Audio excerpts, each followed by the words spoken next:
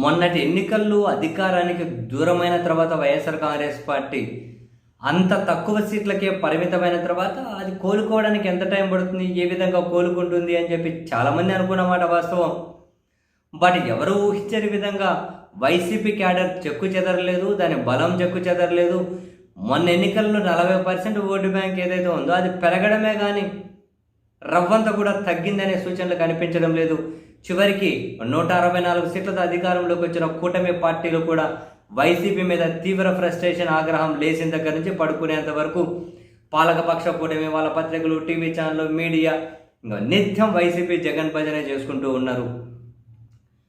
And పాలకులు కూడా మేము ఎక్కడికైనా పోతే మళ్ళీ జగన్ అధికారంలోకి వస్తే, మళ్ళీ వైసీపీ అధికారంలో వస్తే పరిస్థితి ఏంటి అని చెప్పి అడుగుతూ ఉన్నారు అని చెప్పడం ద్వారా ఒక పాలకుల్లోనే కాదు వ్యాపారవేత్తల్లో కూడా జగన్ మళ్ళీ అధికారంలోకి వస్తారని చెప్పి ఏమంటారు ఆ అభిప్రాయం అయితే ఉన్నట్లు స్పష్టంగా అర్థమవుతూ ఉంది. మరొక వైపు వైసీపీ కూడా చాలా యాక్టివ్గా కార్యక్రమాలు చేపడుతూ ఉన్నారు. అండ్ వైఎస్ఆర్ కాంగ్రెస్ పార్టీకి చెందిన ముఖ్య నేతలను టార్గెట్ చేసి ఆ పార్టీ నుంచి బయటకు లాగేయాలని చెప్పి ప్రయత్నాలు చేసిన చివరికి విజయసాయి రెడ్డి గారు లాంటి కీలక నేతలు బయటకు వెళ్ళిపోయినా రవ్వంతా కూడా ఆ ప్రభావం వైసీపీ మీద కనిపించకపోగా అధికార కూటమి పార్టీలకు సంబంధించి వైసీపీ వైపు చేరికలు ఉంటూ ఉండడం, వైసీపీ వైపు చేరికలు ఇంట్రెస్టింగ్ అనిపించింది.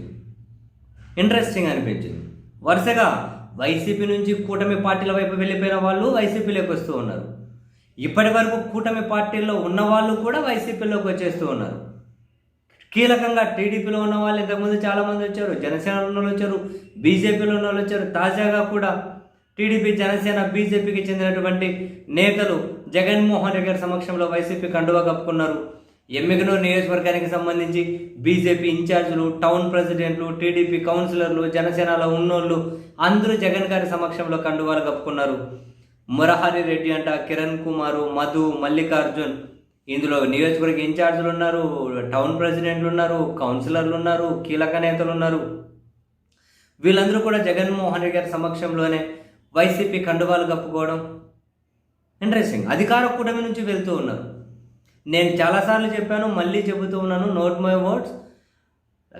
టైం గడిచే కొద్దీ, ఎన్నికలు సమీపించే కొద్దీ అధికార కూటమిలోని చాలా ముఖ్య నేతలు కూడా వైఎస్ఆర్ కాంగ్రెస్ పార్టీ వైపు ఖచ్చితంగా వెళ్తారు.